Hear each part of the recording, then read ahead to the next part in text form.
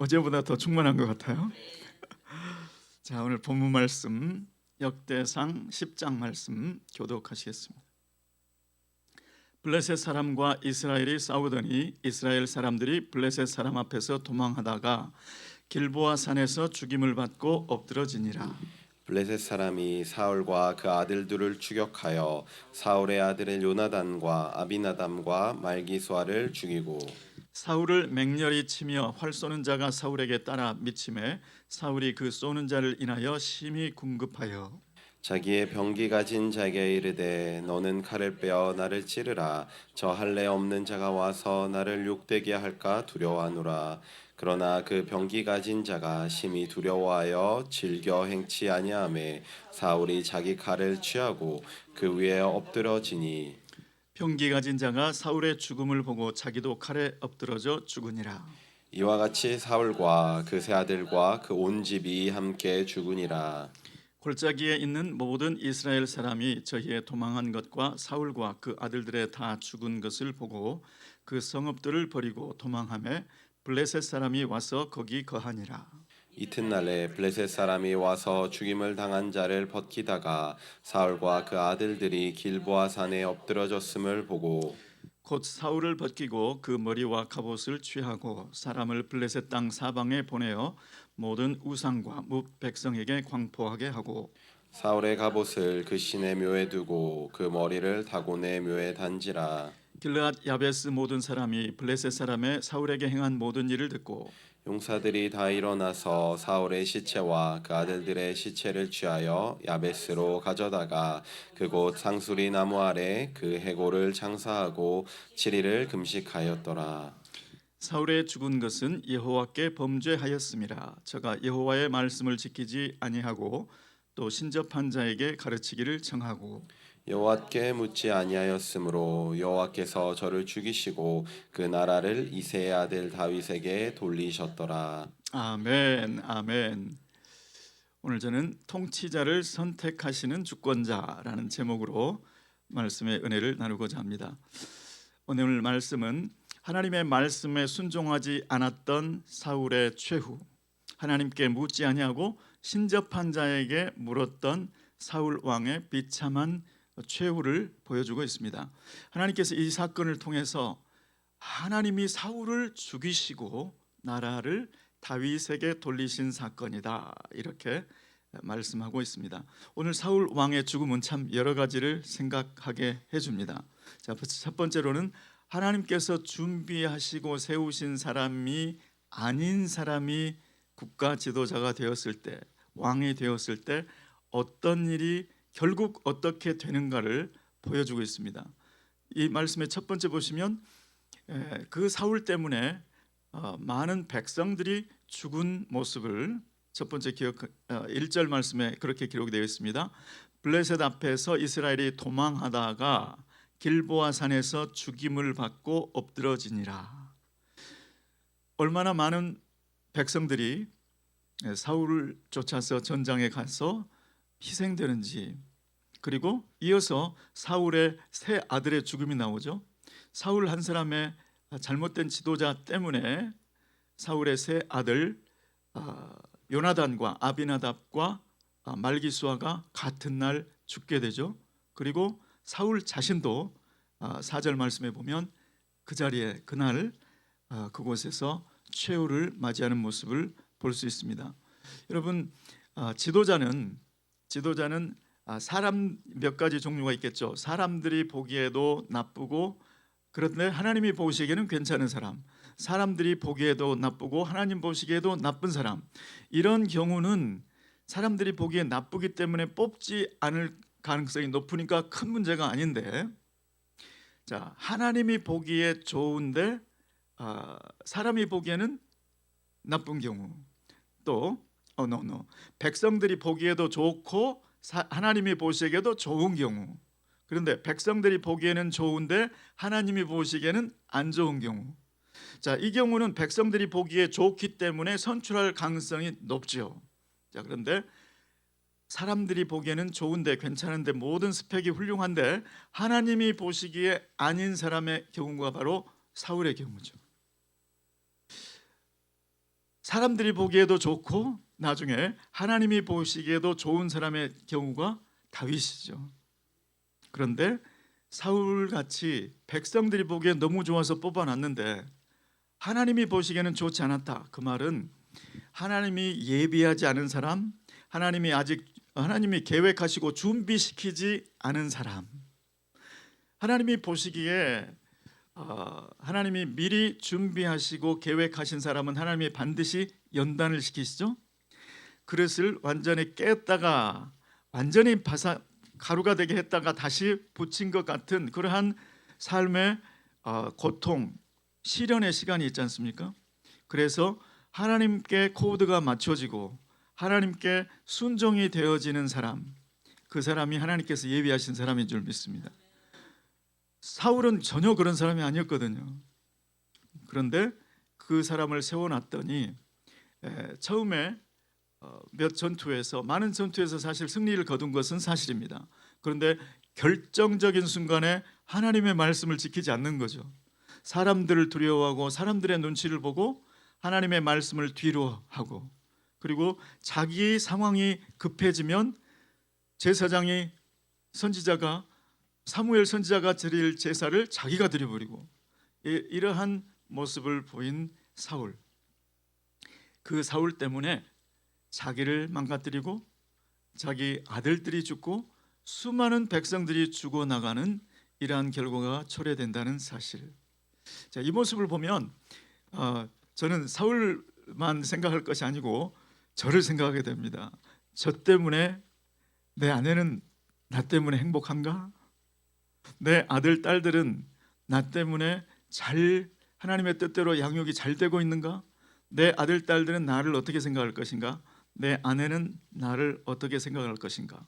또 가정교회를 맡았으면 가정교회 목원들은 나 때문에 행복한가? 나 때문에 더 하나님의 말씀으로 도전을 받고 더 성장하고 더 성숙하고 있는가? 아니면 말은 못해도 표현은 안 해도 나 때문에 고통하고 있는 것은 아닌가? 그런 생각을 해봅니다. 그런데 이 마음이 있다는 것 자체가 저는 주님의 은혜라고 생각해요. 자신을 돌아볼 수 있다는 것. 그래서 나는 정말 주님 앞에 준비된 지도자인가? 나는 사울과 같은 지도자는 아닌가? 아니기를 바랍니다. 그런데 여기 이 사울의 모습을 보면서 내가 만일에 범사에 하나님께 순종하고 있는 모습, 자꾸 더 순종하고 싶어지고 순종할 때마다 더 기쁨이 넘치는 이 모습이 아니라면 지금이라도 하나님 나를 연단시켜 주시고, 하나님 제가 이렇게 부족합니다. 하나님 저는 성령님 없이는 도저히 소망이 없는 사람입니다. 하나님 저에게 성령의 충만을 주시옵소서. 주님 앞에 무릎으로 주님 앞에 나아가면 주님께서 얼마든지 은혜를 부어주시고 가장 아름다운 가장 복된 그러한 가정교회 목자가 되게 해주실 줄로 믿습니다. 그래서 하나님 보시기에도 좋고 사람 보기에도 좋은 다윗과 같은 리더십이 되게 할 줄로 믿습니다. 자, 두 번째로 볼 수 있는 것은 지도자 사울의 죽음의 이유를 분명히 가르쳐 주신다는 겁니다. 하나님은 블랙박스가 아닙니다. 도대체 어떤 것 때문에 사람이 이렇게 되는지 도무지 알 수 없는 블랙박스 같은 분이 아니라 하나님께서는 커뮤니케이션 하시는 하나님이신 줄 믿습니다. 사울이 죽은 이유를 시원스럽게 정확하게 밝혀줍니다. 자, 13절 말씀에 보니까 사울의 죽은 것은 여호와께 범죄하였음이라. 저가 여호와의 말씀을 지키지 아니하고 순종치 아니하고 또 신접한 자에게 가르치기를 청하고 여호와께 묻지 않았기 때문이다. 이렇게 정확히 밝혀줍니다. 자, 사울의 가장 큰 문제는 물론 하나님의 말씀을 순종하지 않은 것, 불순종한 것.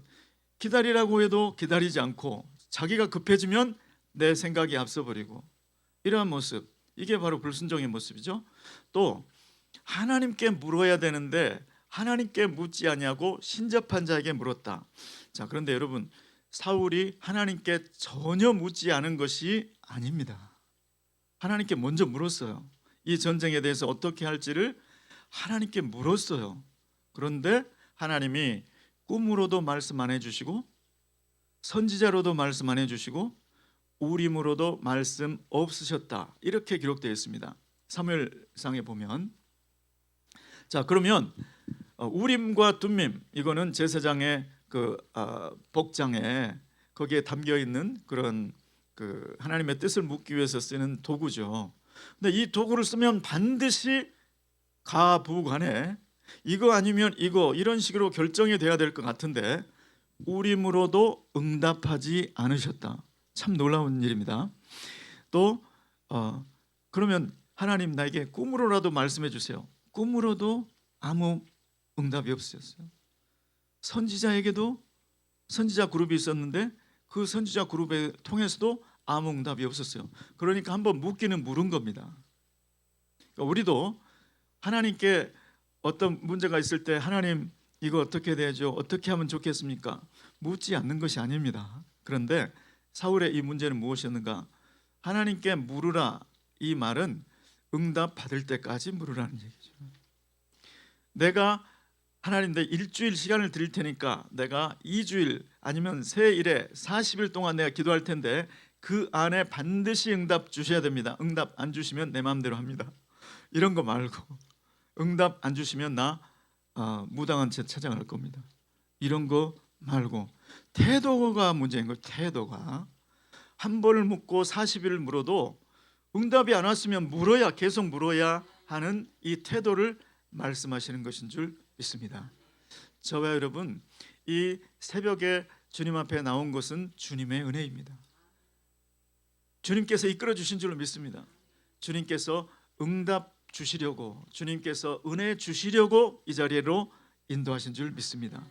그러면 그거를 계속 하는 것이 주님의 기뻐하시는 뜻인 줄로 믿습니다. 내가 1년을 기도한 제목이 아직 응답되지 않았어요. 5년, 10년을 기도해도 아직 응답되지 않았어요.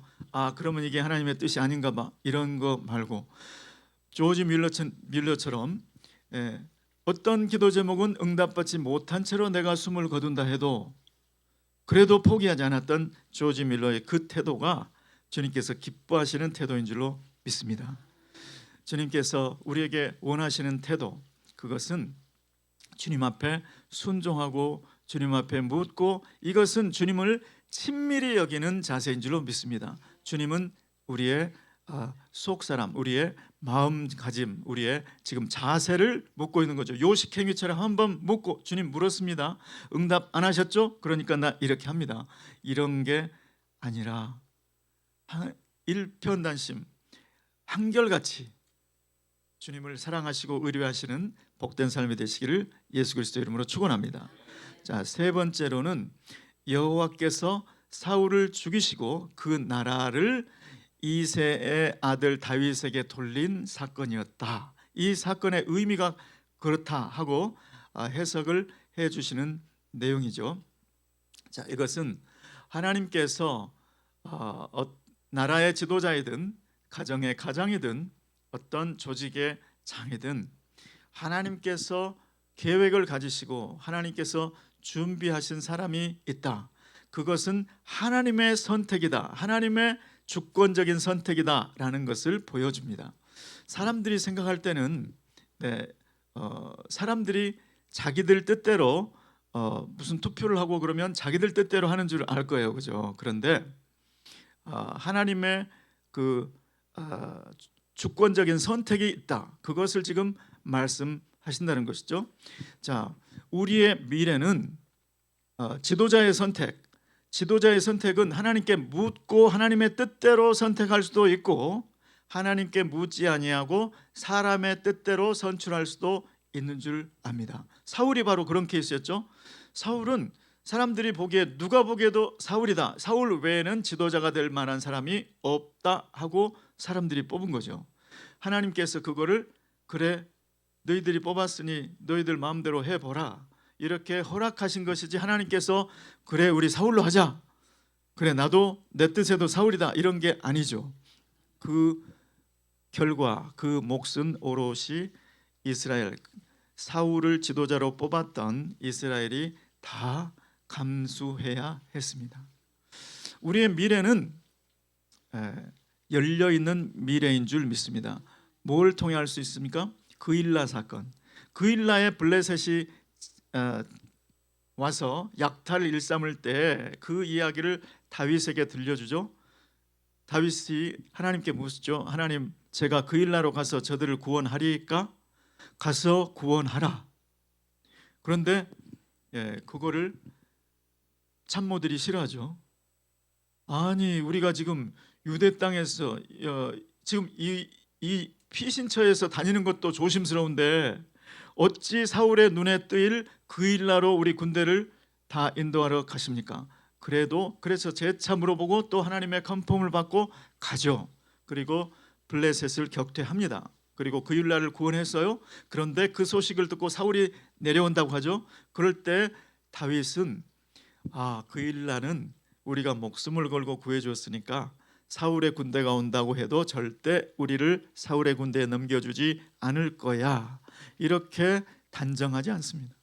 하나님, 사울의 군대가 온다고 하는데 하나님, 이 그일라 사람들이 우리를 사울의 군대에 내어주겠습니까? 물어보죠. 사울이 과연 내려오겠습니까? 물어보죠. 사울이 과연 내려오리라.